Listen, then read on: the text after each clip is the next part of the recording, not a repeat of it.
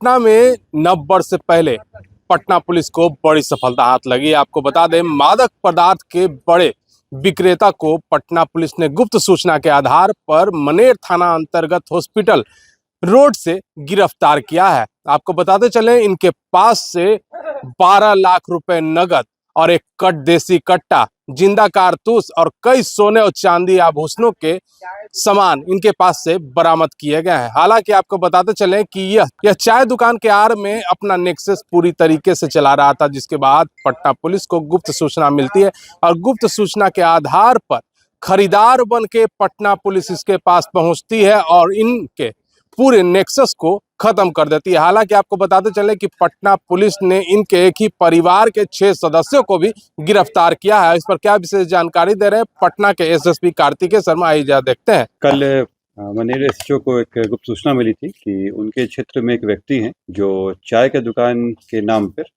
भारी मात्रा में ड्रग्स की तस्करी करते हैं और आमजनों में बेचते हैं।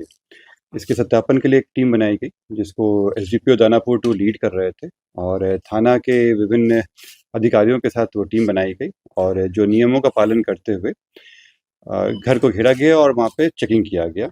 इस चेकिंग के क्रम में उस घर से काफ़ी मात्रा में जो ड्रग्स हैं वो पाए गए। वहाँ जो पूरे परिवार था उनके द्वारा संगठित रूप से इसमें ड्रग्स का कारोबार किया जा रहा था। जब घर की पूरी तलाशी ली गई तो इनके घर से 545 ग्राम स्मैक पाया गया, 558 ग्राम चरस, एक देसी कट्टा, 3 कारतूस पाए गए हैं, एक जो पिस्टल है उसका मैगजीन पाया गया, शराब पाए गए, साथ ही में नगद 12,16,000 मिला है वहाँ पे। इसके अलावा 413 ग्राम चांदी और 24 ग्राम सोने का आभूषण, इसके अलावा गाड़ियाँ और मोटरसाइकिल वहाँ से बरामद हुई हैं। इन सब देखने से स्पष्ट है कि इनके द्वारा काफ़ी समय से ये धंधा किया जा रहा था और इसमें परिवार के काफ़ी लोग सम्मिलित थे। पूछताछ में बताया गया कि ये जो सप्लाई नेटवर्क है ये नेपाल तक फैला हुआ है और विभिन्न राज्यों से ये आता है। यहाँ पे ये इसको विभिन्न पुड़ियों में बांधकर और ये आमजनों में बेचते थे और इसी क्रम में इनके द्वारा अकुत संपत्ति भी बनाई गई है। इसमें जो 6 लोगों की गिरफ्तारी हुई है, उनमें से एक व्यक्ति का पूर्व में भी एनडीपीएस का केस रह चुका है। इन 6 की गिरफ्तारी करने के बाद और भी लोगों के नाम आए हैं जिनको जल्द ही भेजा जाएगा। खास बात इसमें यह है कि चूँकि ये चाय का व्यवसाय करते थे और इनके द्वारा जिस तरह की संपत्ति पाया गया है वो उनके व्यवसाय से मेल नहीं खाता है, तो इसमें जो बीएनएस 107 का प्रस्ताव है वो भी हम लोग भेजेंगे कि कब ये स्पष्ट है कि ये अपराधजनित संपत्ति है और उसको जब्त करना आवश्यक होगा। ड्रग्स की कीमत क्या है? जो स्मैक है उसकी कीमत करीब 15-20 लाख के आसपास हो जाएगा और जो चरस है उसकी क्वालिटी पे चेक करने के बाद उसकी भी कीमत करीब 8-10 लाख के आसपास बताया जा रहा है कि करोड़ों रुपए का।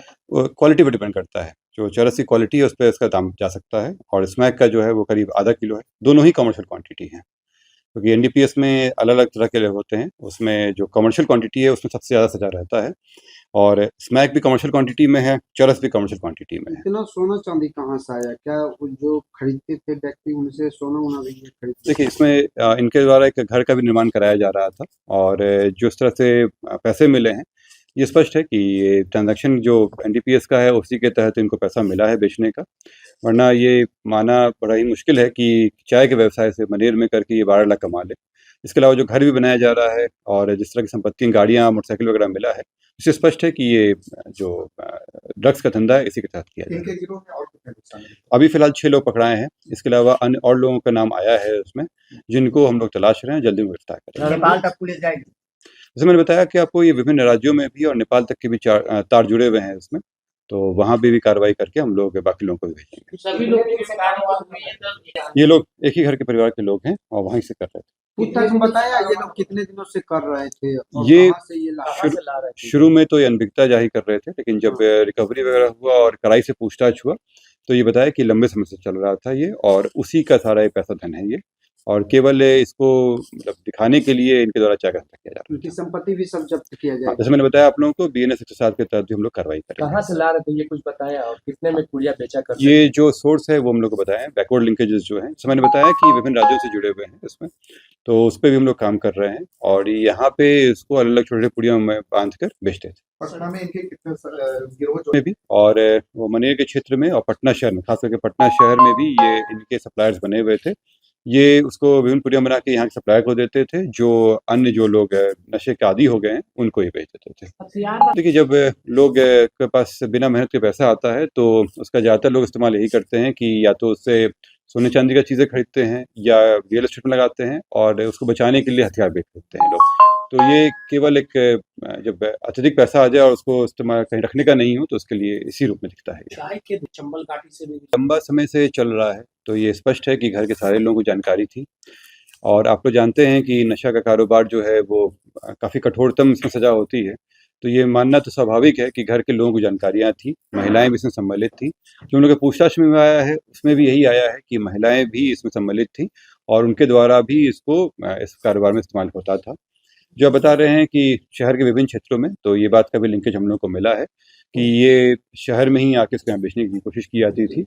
हाल फिलहाल में कुछ लोग इनके पकड़ाए भी थे और उसी के 10 का तार मिला था। अभी जो इनके और एजेंट्स जो उनको हम कह सकते हैं, उन पे भी हम लोग कार्रवाई कर रहे हैं।